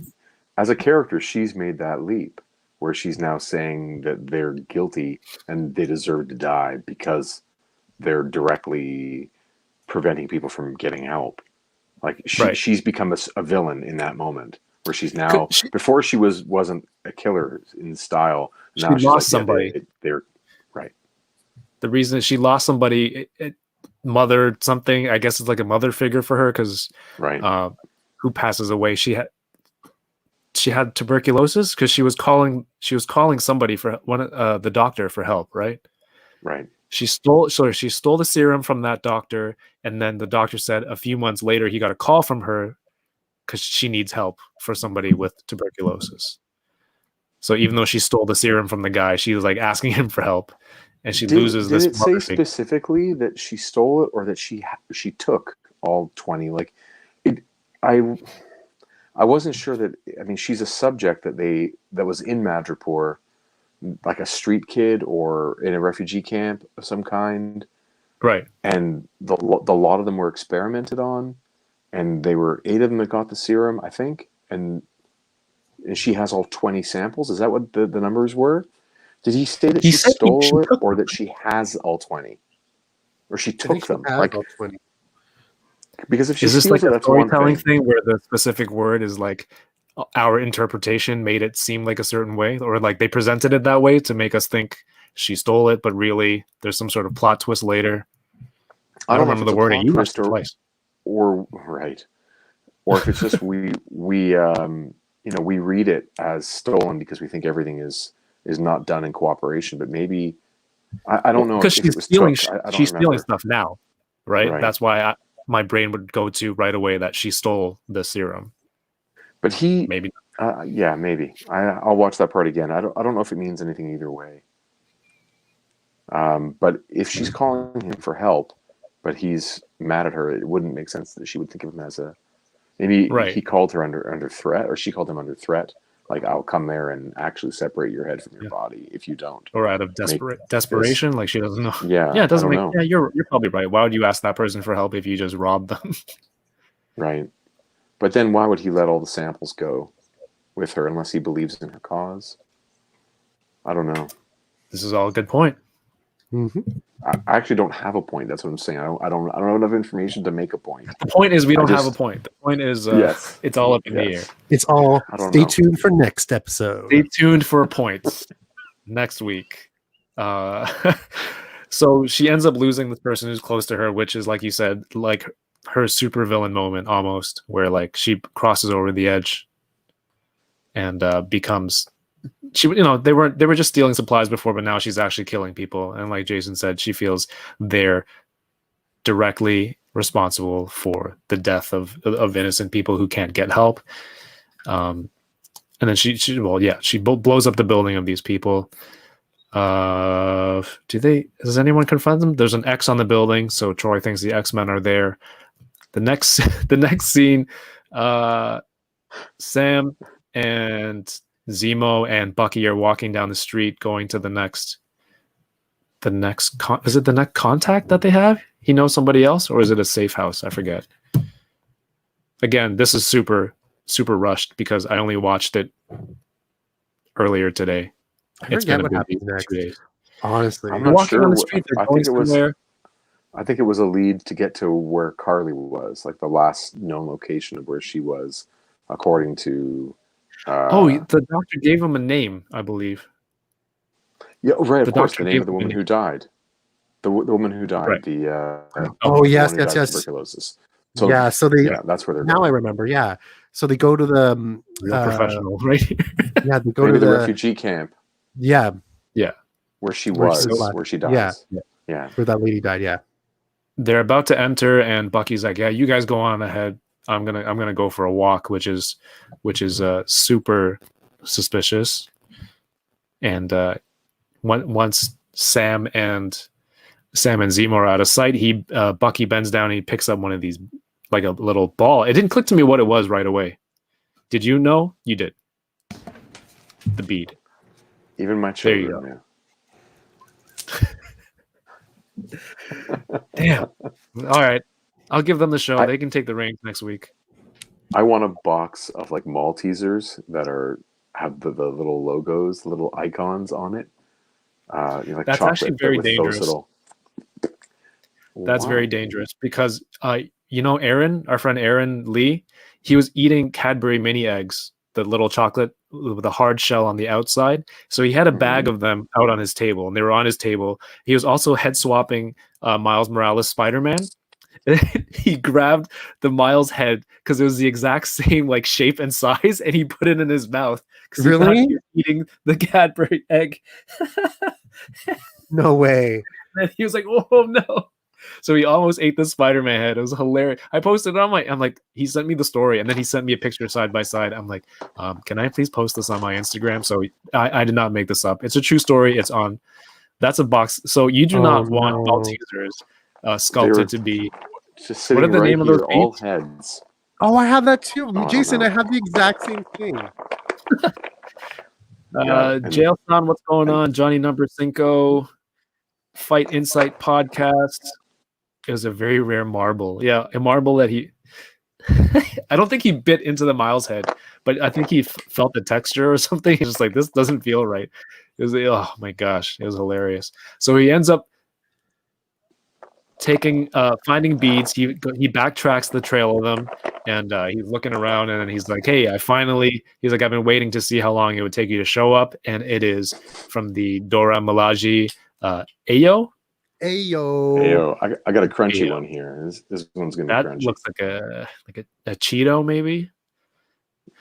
And she's like, "I'm here for Zemo," because if you guys don't remember, Zemo in his plot to take apart the Avengers, he blew up the UN, and in that explosion killed T'Chaka, which set in motion the Black Panther MCU story when Chadwick becomes Black Panther. Yes. And that's the episode. And when we talked about that part before, we did a little bit. Yeah, he was already Black Panther, by the way. Was he? Oh yeah, he was. Yeah. No, sorry. You're right. He wasn't king. He wasn't king. King. You're right. Thank you. Fact check. But look, that could be your nickname. Fact check. I love it. Yes. These are the beads I got at San Diego Comic-Con maybe 3 years ago. So they were like a limited edition. Are they reflective beads? No, but they have like little jewels and stuff. But like they're the official like Marvel jewelry thing. So I have a certificate and everything. But yeah, no, like these are actually like the legit like. Is it like Pandora branded? No, it's Marvel's. I don't know, it's Marvel's things. Jewelry line. Yeah. So yeah, that They was look like those Kirkland Foods blueberry chocolate. oh What's with you? Do you need chocolate, Jason? Are you hungry? do you need to bring food to these live streams? Did you have As a I good? would say to Did you my- not have a good birthday dinner? I had a great birthday dinner, but Fatty needs a snack. Oh my goodness! So I yeah, ate- Jason, I used to do ate that with early. my with the figures I had, but now I put them Yeah. in here. So I've now separated everyone into like different like sections. Wolverine has a whole section here because we have a whole bunch of Yeah. Wolverines. But yeah, no. Right. So Marcus E says, "Damn, Sam even brought up T'Chaka's name earlier, and that's what Jason was saying about storytelling. If he hadn't mentioned that Zemo had blown up and T'Chaka's death, all of a sudden it's like beads and Ao shows up. Io for like it seems kind of a surprise, but they've planted that seed there, right? They planted that thought. Then you can go back and be like, oh, you know what? He mentioned that earlier, so it lends to what you were saying earlier." Chad Kinsler is here. What's going on, Chad? We're just wrapping up the recap of episode 3. Dude, I was so delayed with this. I wasn't planning on doing it today. But we get to the fun part. Not that it wasn't fun before, but this is the fun part in terms of merchandise. And Ew. this was this week, right? This was this week. This was what, on Monday? Early in the week. Yeah. Because This I was was like, we've been lucky to have a toy reveal every week. I know, but this So- had me in a tailspin. Like honestly, like I hate to say it, but like I'm trying to figure out. Like we get all these PR like emails when these get released like 4 hours later, but they never mention Canada. So here I am going, is this Canadian? Is this going to be dropped in Canada? Is this not going to be dropped in Canada? Like what's happening? Hasbro did confirm that these are Canadian. This is going to be a Walmart exclusive in Canada. So right, because they're exclusive to Walmart in the US. yeah. Oh, I guess I can update my post now because it says still looking for a Canadian source. Yes. So I got the Canadian source. It's going to be Canada as well. But it's so weird that we're not getting this alternate head sculpt in the regular release. And I was like, oh, we have to buy 2 figures for this. Right. But, you know, I honestly really like what they did with this figure, and I really like what they did with the packaging. And it's really reminiscent of episode 2 when we get that scene where he's signing that figure. It's almost Yeah. exactly the That's same. It is. It's Yeah. honestly, this is okay. Dan Yun, this is for you. Okay. I will probably be buying this figure. Yes. This is going to be an MCU figure I will buy just because this is it's like a huge memorabilia that's going to be plastered on the wall. It's something that you're going to be putting on your walls for vintage cards because this is so great. And this is such a perfect representation of what was seen in the show. So I'm like, man, you sold me. Yes, you did. And he even commented to me, he's like, oh, Troy, you're going to get the MCU figures. I was like, oh, yes, I am. So honestly, that's such a cool figure. I remember the scene when they were going through the stands and he's autographing stuff, and then they showed that box. I'm like, that's so cool. And I knew like all the toy collectors were watching that one scene. Like that shot was for us, and we're just like, oh my god, what figure is that? That looks like a Titan Heroes 12-inch. Like, remember when they did that in what? Oh, it was the Agents of Shield episode 1. Where they had like the display of the Avengers toys, and I was like, "Oh gosh, these look absolutely crap. They should actually get like Hasbro." Yeah, if you watch like episode 1, like way back, like 20 years ago, they have like a scene where they have like different like they have Marvel Select and then other things and Titan Heroes. It's really weird, but I was like, man, like this is like back then. I was like, this is really gross. I wish they would have had Legends for this, and now, bam, we have a Legends. So Troy, dope or nope? This is a dope, 100%. Like for me, it's like I think this color is does it look more accurate than the one we're getting in the Disney Plus wave? Well, the Disney Plus wave, he's called U.S. Agent, so it's what he wears when he's no longer Captain America. Ooh, I didn't know that. that has to be. That's how I read it. I read it that Right. after the series is over, like we're getting a Captain America figure that is Falcon, and that might only happen at the end of the the end of the third act. Like he might become Captain America and accept the shield as the ending of the series. I'm worried that the walk-off scene is them in that old house in the South where he's practicing with the shield, and Bucky's there, and he's like, that's the ending of the show. Is now he's Cap. Like that's my fear, is that we're not going to see him, in all of his glory, as Captain America. But but John Walker will switch to U.S. Agent in the MCU, the larger. Will it happen during the show? Will it happen after the show? Right. Like the same way that Scarlet Witch was only Scarlet Witch for the last episode. Mm-hmm. So I'm not sure what we're going to see, but this is the Captain America version. The other one's the U.S. Agent version. So I think the other one is slightly darker. It is darker, yeah. Honestly, I really like this. I really like this figure a lot, and it really looks like Wyatt Russell. It's a pretty the unmasked head is pretty good. Mm-hmm. Jason, what about you? Well, I'm thinking about it as if I'm only going to have one. If I'm thinking about it from a space point of Which view, is never the case. am I going to display this at all? And B, if I'm displaying one, which one do I want to display? Him as Cap or him as U.S. Agent? And I am undecided. And do I want to have him masked like the dude from Up, or do I want to have him unmasked? And these are the questions I need to resolve in my own life. Yeah, before I can move forward. So I don't know. I think it's personally smart that Hasbro, I know they're under contract where they can't talk about these figures and they can't release them until a certain point, but it's kind of great that they're actually going, hey, like, let's keep you in a surprise. Let's keep you in like this kind of like dark until the show gets going, because we don't want to spoil anything. And I think it's up to collectors to, like yourself, to be like, hey, do I want this version? Do I not want this version? I personally like this version. If I buy it, it's definitely going to stay in the box, because I'm 100% sure, like every single Walmart exclusive Marvel Legend, or Star Wars Black Series, we're gonna never see it. We're gonna see it once, and we're never gonna see it. So here's my. We did okay with that last wave of Black Series Walmart exclusives. You're joking, right? No, I mean, me and you. I only found the Mandalorian. Not a collective of Canada. I'm literally begging Hasbro to put them back out. Like, get them. Do you need? Which one don't you have? Do you know what? I really want to put like two of those Mandalorian loyalists with Bo-Katan. Okay, I don't have extra of those. Sorry. Miss Bo-Katan right here. Damn you. Damn you, Troy. But for me, it's like, do you know who I am? I mean, this might be a little spoiler for what I'm going to do, but there's going to be a giveaway for one of these when I get it next week.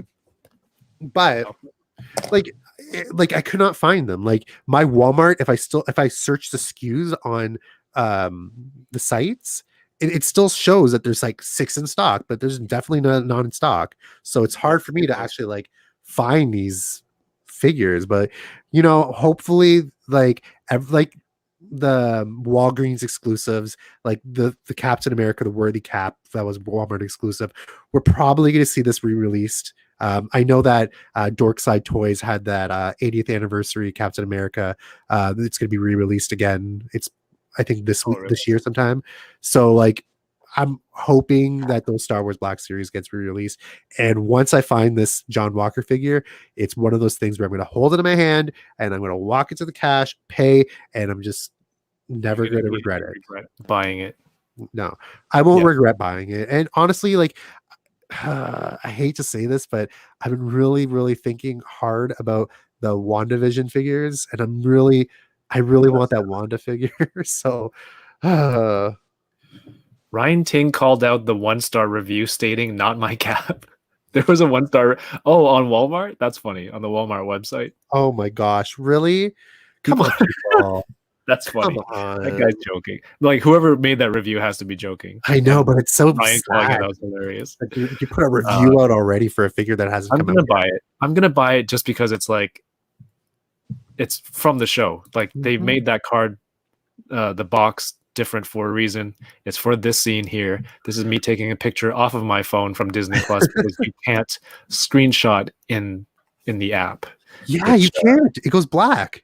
Yeah, it's because it's all copyrighted, right? All the Yeah. official apps, you can't do this. Netflix, Disney Plus, Sportsnet. Mhm. Like if I want screenshots for sports and stuff. Troy, are we going to talk about the Shang-Chi stuff? Do you want to? Jason, did you see it? I did, and I can't help but all the time just say either dope or nope. For Do it. Honestly, most things I see in my life, I just, I see like a person walking down the street, and I'm like, dope. Another person, I'm like, are nope. you judging people? Yeah, I'm judging everything by the like dope or nope those? metric. I have to admit, though, given that I'm a shades of gray guy, I'm looking for a rhyming word that is something in the middle. So You're something that much more expresses. educated. Well, it has to rhyme. I love the form of your metric. It sounds it could really be good. Dope, nope, and in the middle is there's hope. Oh, okay. That's not bad. We'll pencil that one in for now until a better one shows up. But it's not terrible. Right. Sometimes it gives you hope that the figure wins you over when you see it in person, or when you crack it open, that like playing with it or whatever, like it does something to you where you really like it. Antelope is a good one. Yes, there you Fight go. Insight podcast says antelope. Dope, nope, antelope. I mean, there's turning always into hope, like a right? duck goose Hope is thing. right in the There's middle, always right? hope. So Yeah. there's always Yeah. hope, guys. You're my only hope. The difference is it's dope or nope, but then it's like if it's dope, there's always the possibility that I still might not buy it because I don't need it. You know what I mean? Yeah. So you can objectively say Yeah. this is a dope figure, but there's always like There's always that hope. second part. But do I need it? Am I gonna buy it? So yeah, you can think about it that way. How about like when your kids show you, "Hey, Dad, look what I hit a home run today at baseball. Dope, Ben. That's dope. That's dope. Dad, Yeah. can I go play with one of your toys? Nope. Hope. But when you're older, there's always hope. Yes, and there's always hope. I do like the idea of it just being a binary, though. I think that makes it more fun for a show like yours, where you get to just take your point of view and go with it. So I have to stop being a coward and just say flat out, nope, when I see that one. Choose a side, Jason. Just choose. You know a who I side, am. This- Can we Can't talk just sit on about the sideline this? That is a hard nope for me. So Except this the is fact that from it's Rectangular in the secret Instagram. Right. Okay. It's So in for the me- Secret Wars colors, which gets me on one level, Mhm. but I have the 10-year 80th? sorry, 80th, thank you. And 80th, that is like everything to me, that figure. I love that one. So I'm a hard nope. So for me, I personally might have to get this because I don't know if you guys saw, but I got the Hall of Armor set from the Disney store, and There you my go. goodness, how great that set is. Like I was very like, whatever. But when I got that Hall of Armor set, this was like, oh man, it's perfect. I gotta add it in. There could be an AI Tony Stark working in that Hall of Armor. So I like this figure now. I don't know. It just seems like it's very it's a very cop out kind of figure, and I know why they're doing this. Like if we've read the spoilers that Rectangular has posted, we know we're allegedly getting a Riri Williams figure. So Right. that's what, but it is a repaint They have to anchor a line or a wave with Iron Man. with an Iron Man or a Cap or a Wolverine somewhere. Yeah, they did it with the Black Panther wave, but that movie just dominated, and they didn't have to have Iron Man in any other waves for Black Panther after. So, I mean, yes, I understand that Iron Man is always going to be that anchor, but for me, it's like I want to say nope. I got to give it hope. So it is a little bit dope. I'm going with nope, but it'll probably, if I end up getting the whole wave, because I do want the Build-A-Figure, it'll show up, but I'll probably sell it. Yeah, for me that For me, I don't have like a huge attachment to this, no. and I do have the 80th as well. So Yes, it's just this Build-A-Figure is just so good. My goodness, how great is this Build-A-Figure? This is the the next biggest one is the Build-A-Figure that Civil we Warrior. You can see the head of the Build-A-Figure right there. yeah, this is a Build-A-Figure we've been Marvel Legends collectors have been asking for a lot. Like people have been going crazy, Mr. Hyde, Mr. Hyde, Mr. Hyde. And finally we get Mr. Hyde, but he's locked behind figures that people may not buy. Like for me, I don't buy like I buy comic books. I don't buy movie figures anymore. So it's hard for me to justify paying almost $200 for a wave just for a Build-A-Figure, but we'll see. Civil Warrior, dope, nope. I used to play Marvel's Contest of Champions, so I like Civil Warrior, but this is a nope. Thank you. Nice. Yeah. No hope. But it comes with a cool shield, a resculpted, like a brand new sculpted shield with like the arc reactor inside, which is kind of cool. I like that, but I don't think I need him for a shield. Unless people are selling him cheap.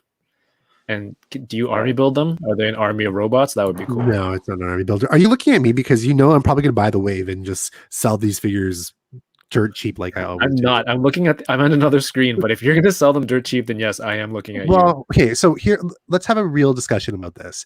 If you buy a wave, a real discussion. but let's have a real discussion this time. So if you buy a wave like this, and you're only getting the Build-A-Figures, how much are you going to sell the figure for without the bath piece? Like, how much is that? Like, I was thinking like, $20. Yeah, because now they're up to 32, a stranger. 32 or 33. For the whole figure. In Canadian dollars, it's 32 now, $32.99. So before I would get away with 20 to 25 for the figure. I know. And Blake, yes, I know Dorkside Toys lets you buy the bath, but man, you have to hunt Dorkside Toys if you want to get the bath because it goes up and then it's never going to be there again. And then you can buy the pieces separately. Oh, it's definitely a it's a challenge for that one. But I feel like this is the same person leaking because of the Disney Plus wave that was leaked last week. It had the same kind of stamp at the bottom of the photo. Redmi Note 8 Pro AI quad camera. Yeah, it is. I mentioned last week, Redmi is from a brand called Xiaomi, which is popular in China and I believe India. So they both have the same stamp there in their camera app. So same leaker. It has to be the same leaker. If you go to this guy's profile, yeah, that guy. He has already the Eternals wave. He has a whole bunch of things. The Turtles wave? Okay, I'll check that out after. Yeah, check that out. He has a whole bunch of Shang-Chi and the Legend of the Ten Rings, Xiaoling. I don't know who it is, but I have to support my people, so I'm buying. Jason always supports my people. He is honorary. When you say my people, are you referring to action figure collectors, or are you referring to people from Thornhill, or what? You can say Chinese people, Jason. Or you can say half Korean people. Of course I can. Of course I can. But that's my joke. Is when you said support my people, because I'm sure you identify as more than one thing. I identify more as a toy collector. I hear you. Can I be very real with you guys? When I saw this, when I first saw this, I thought it was Kate Blanchett's character from Indiana Jones. I was like, Indiana Jones. Yeah, the cut. I was like, she's in the fifth. Sorry, in the fourth one. She plays the Russian prodigy, like former prodigy, sword, like fencing prodigy, mental, amazing. Anyway. Don't watch that movie. It's really bad. It is, but I love her. So I watch her in any movie. I think she's fantastic. Oh, I love Kate Blanchett. Yeah. Yeah. Comes with 5 extra hands, which is awesome because it looks like she's in box. Comes with the chopping hands, some sort of martial arts hands. Mm-hmm. Well, I guess the clothes and obviously being Asian, she will do martial arts. No, but yeah, she will. Right. Well, so that's a martial arts movie. Yes. And you can see how big the bath is from the upper body there, the torso. I love how Hasbro's been using. It is. It's the Joe Fixit, right? Right. I love how Hasbro's reusing the Joe Fixit, going, "Hey, we have a body. Let's just put him out there for another bath." For sure. I always imagine that's kind of the way they do things. Is like you're looking at what piece do you need to sculpt, and then how many reuses do you get out of it? How And if it hits many? a certain number of reuses, then like we're going forward with this thing. I thought all of the How many figures from the uses? movie look fantastic. And I love just that now all the fabrics in plastic, they all look like they are textured and they're Mhm. Right. intricate, like paint apps to them. They look original. I don't mind This is a reuse new parts sculpt, here or right? there, but Yeah. I don't see it. I don't looks think like I it see to me. any. Yeah. Honestly, Lens blue. this wave is really cool because it's like Clean. everything is except the comic book figures, everything else is basically 100% new sculpts, which is Right. fantastic. Right. Hopefully these are screen accurate. That one, it looks awesome to me. That dealer looks badass. Got I little. love the mask. This is the hand that has the throwing effect for the shuriken, or those are little throwing knives at the end that you got Is that- with Bullseye, I think. And then But is that who else hand had it? from Ronin? Ronin had it too. Mhm. Didn't Bullseye But- have it? The comic one? Yes, but this glove has armor on the back of the hand, I think which this means is I a think it was okay. so I think this is a new sculpt because the You're looking at my shurikens from Ronin are actually smaller, and you can Right. see that there's a shuriken that's in his other hand. Why am I pointing at the screen like you guys can see where I'm pointing at? The top This one. yeah, it's like a dedicated new sculpt, and I think it's 100% new. Awesome. Right. Yeah, It looks and- great. The mask looks cool. Okay, so who Yeah. is Death Dealer? Sorry, I might be a little bit oblivious to this. I don't know, but I I don't think know. the fact that he's in the movie is supposed to be a spoiler Hmm. of the movie. He just looks super cool. And you have Simu Shang-Chi. right here, Shang-Chi. I'm trying to look at the articulation. It doesn't look like there's butterflies, is there? It could be underneath that rubber piece. Hopefully. Where's my Shang-Chi? I'm trying to compare the articulation to the figure right behind me. It's Get your definitely not eye going to have the same articulation as the one that we got from the Spider-Man wave, but I have to say, like, it looks really cool, this figure, and Yeah. it looks like the actor a lot. Kevin, did you get any soft goods for your Shang-Chi? No. Have you thought He's about top. doing that? Like getting something else on him to just add, like to elevate the figure at all? Or you love him the way he is? I don't know what I would. Oh, man. Blake, thank you for the super chat. He says, for the birthday, folks. Happy birthday! Thank you so much, dude. man. Thanks, dude. We're just hanging. I guess I'll give Jason a cut of this later. Next No, time he stops. come on.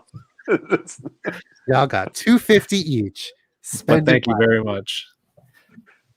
But yeah, So, we're just hanging out You there were on the saying, show. what would you put on him? I think someone has done up a full red. Now, see, I don't know the term for the clothing in terms of, like, I guess a tunic and pants, but even just a red tunic to go on the top with like yellow trim or whatever you're going to do, it looks super cool when you see people who have that. Didn't Robo from the Fwoosh do that? Probably Does it Yeah, have I pants too? you can get The one with set? soft good pants. Let me Okay, check. because I was gonna say it wouldn't look great with the shirt being soft goods and then the sculpted on pants. Yeah, You'd have to match the color, and then it's like two different textures. I don't know. It would be tough. But that is this wave, which I'm looking forward to. I will definitely be buying. Oh yeah, this is dope. oh, me too. Oh, this is the wrong post. I'll definitely This get guy's the dope. Shang-Chi figure for sure. This guy's dope. Yeah, man. We're good. I think you guys know my thoughts on it, so There is hope for Troy. there's hope. Go to the other guy's profile. You can see like the Eternals wave and everything. I don't care about the Eternals wave. Yeah. It seems like a cool movie. Let the trailer win you over. If we Let do them it their in work. Eternals stream or something. Okay, I'll so I'm definitely 100% sure that we're not going to see this wave at Hasbro Fan Fest next week, because we haven't seen any properties for, or any trailers or anything for this. So I don't think this was supposed to come out now. This is I have definitely a feeling that this was ready to go out, and then Black Widow dropped, which pushed back the Shang-Chi movie, which is now like this merchandise, which was ready to go, is just sitting there, and this dude's like, I'm going to leak pictures. Well, if you think about it, Shang-Chi was supposed to come out, what, in February or something of this year? So this is technically like supposed to come out right now. But who knows? Like, I don't think we're going to see this next week. I think we're definitely going to see some other figures, but I think this was a no-no for Hasbro. I think they're going to definitely show the bath, definitely, but I don't think we're going to see the full wave at all, because Well, they showed the Iron Man, and they showed Civil Warrior too. Right. So movie stuff they'll probably keep on deck for now. But next Friday at 11 a.m. is the Hasbro Pulse Fan Fest. That's when it begins. Troy is in some sort of Thursday sneak peek. Because you're a Pulse member. Yeah. Which still blows my mind. Because, but yeah, you definitely seem to be enjoying it. Well, listen, if I didn't get the Pulse membership, I wouldn't have got the exclusives on that day, because remember when they opened up on that Friday or something, and it was all hell, and like everyone was trying to get it, and people couldn't get the figures, and they were all pre-ordered, and now they're all delayed. So thank goodness I got the premium membership. So the premium membership worked out, people. So I forgot about that, because I got mine from EB. Yeah, I got mine from eBay too. I got 2 sets of everything. Oh boy, Troy was playing both sides. I know, but for me, it was like I really wanted the Hellfire Club. But I was scared I wasn't going to get it. So we'll Jason. So next week we'll talk about episode 4 and also Fan Fest reveals. Would you be down to join us? Dude, I'm always happy to help in any way that I can. I really couldn't read how that answer was going to be from your expression.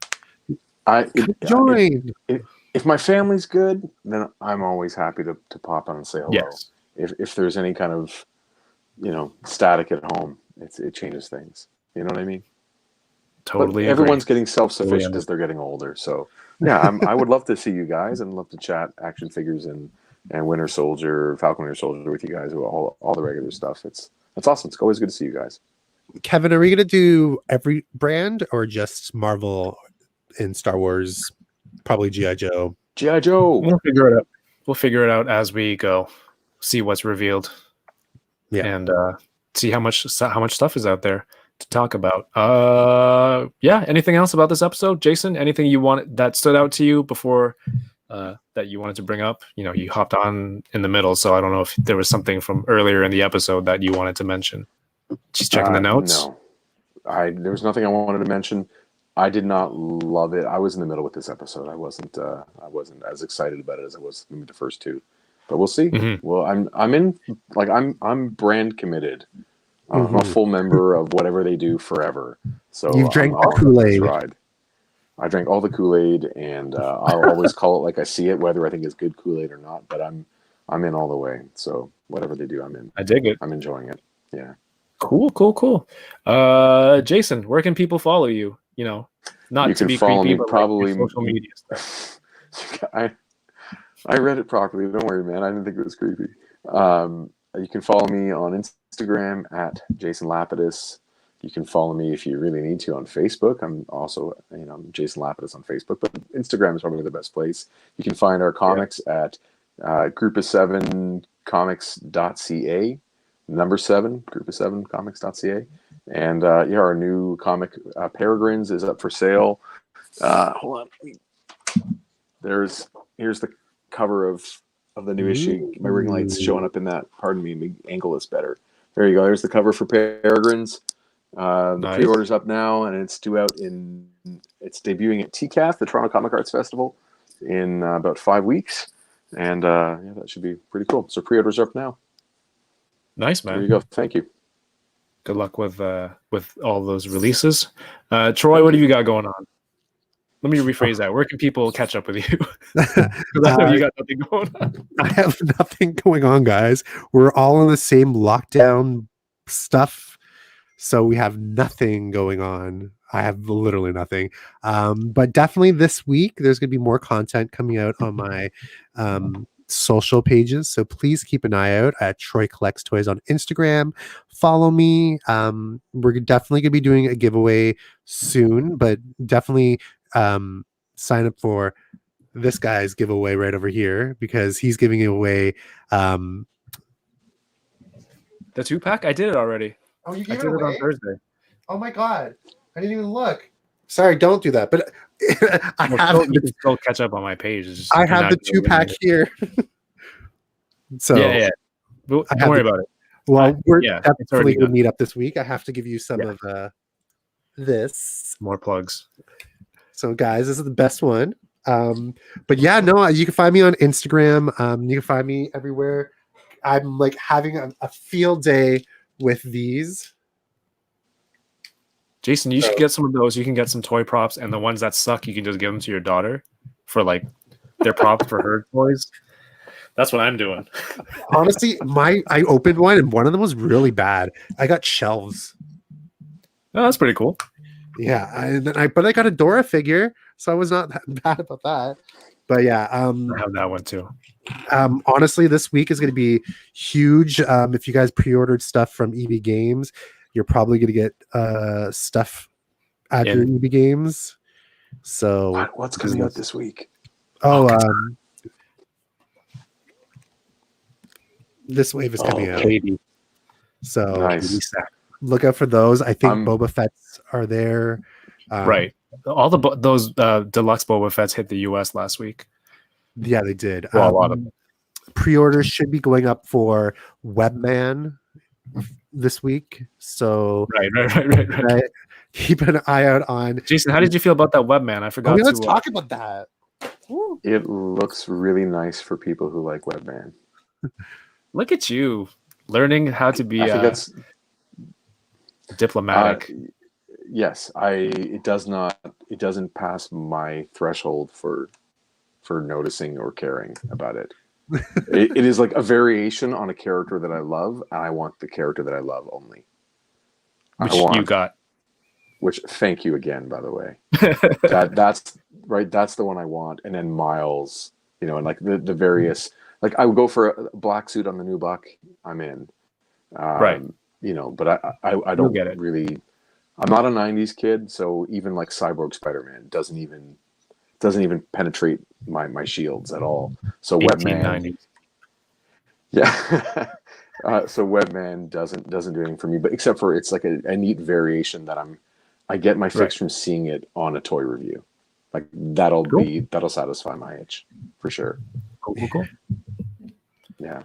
But when it comes to the stuff at EB, given that I'm 1890s, as you said, it's supposed to be spring. And tell me if you guys know it's delayed. Where the Star Wars 3 3/4 5 POA Mando figures, the retro looking Mando, the retro collection. Yeah. So there's a show, Mandalorian, the show, and they have these old Kenner style Star Wars figures from Mando. Yeah. And they were due out when the pre-order came up, which is one of the very few things I ever pre-order because I'm really bad at getting on that early. That I did pre-order because I really want those old classic Kenner style figures with new characters. So that's supposed to come out in April of 2021, which is now. Looks like they got delayed, my friend. Right. Till which year? It looks like it's May 1st, 2021. Jason's all about the retro, bro. I am. I love those Kenner figures. They do it. The old figures do it for me. I think there's something purer about them. So I could go on for a good hour explaining why that version of Luke Skywalker is the greatest version of Luke Skywalker, without a problem. Okay, I'll tell you really quickly. The reason is twist my arm. The reason is because it doesn't look like the actor. It looks like what your imagination as a 3-year-old or 5-year-old perceives the actor to look like. It's just a face with 2 dots and little sculpted bumps. So it is you. When you play with it, it's you. You imprint onto it more than you do with a Mark Hamill statue, a photo perfect statue. That is clearly Mark Hamill. But when you play with a thing that could be anybody, it is you. So you emotionally invest in it more. So I'm completely in that world where I want to believe in those very simple looking figures. Yeah, so I love those ones. I have As a very you're soft giving that spot answer, all I hear in my head is like, I don't want to grow up. I'm a Toys R Us kid. Oh my gosh, I hear that all the time. That's all it But is. Yeah. didn't George Lucas model or make Luke Skywalker after himself? Or was he like On it his wasn't best day? on his best day? But Not like, didn't he make it like it was like that's why his name is Luke instead of Sure. George? I don't I think read a that's a story stretch about at all. Yeah, the name is no problem, but with any kind of classic, hero, you want to be able to envision it being yourself as you watch, which is why representation is so important, right? Which is why we need a variety of kinds of. I mean, I didn't like the fact I didn't have blonde hair because I wanted to be Luke Skywalker. I was stuck with brown hair, and I was like, oh no, I'm Han Solo, I or was worse, stuck with Chewbacca. So, Kevin, are we fighting You know? to be who's going to be Shang-Chi? Yeah, if you want to. No, we'll, no, I'm okay. We'll actually fight over it. I'm I don't okay. mind being the Tony Leung guy. That guy's a badass in Hong Kong cinema, man. I So, heard. But if the movie does a I'm good good with job, it. I'll want to be him too, right? I'll identify with him too. Actually, as I Oh. already do, because he's Canadian and from the area, and I'm like, oh, I'm connected to that. I feel represented when I see him on screen, which is Nice. how I drink the Kool-Aid. It worked. It's a pride thing. It's pride that You like, hey, convinced like, this yourself. guy's from Toronto. So Also, Yeah, Jason is definitely. like honorary Chinese. He's always asking me about like, hey, do you know like this dim sum place? Like I went there recently. It's so good. I'm like, yeah, man, I go there all the time with my family. You know it? And he's like, yeah, I love this and I love that. I was like, yeah, we're cool. We're cool now. We're friends. Plus, we collect the same stuff, and that's pretty cool. Oh, my light fell again. oh my god. That one. I think it's time to wrap it up. Yeah, I think that's a wrap. You can find me on Instagram at Toying Around. And this is also streaming to twitch.tv/Toying Around. Thursday, I'll be doing unboxing Thursdays with my friend Dark Jokersin from the Infinity Equation podcast. Next Friday will be Hasbro Pulse Fan Fest, and then recap of episode 4 with these two guys right here. And I think that's it. If Jason wants to come back. I always want to. I would do this all day long if I could. It just, One of us. One of us. Hey guys, that was awesome, man. I think it was a good episode. Good. It was. Thank you all for watching. Yes, thank you everyone. I will see you in the next one, and keep toying around. Peace.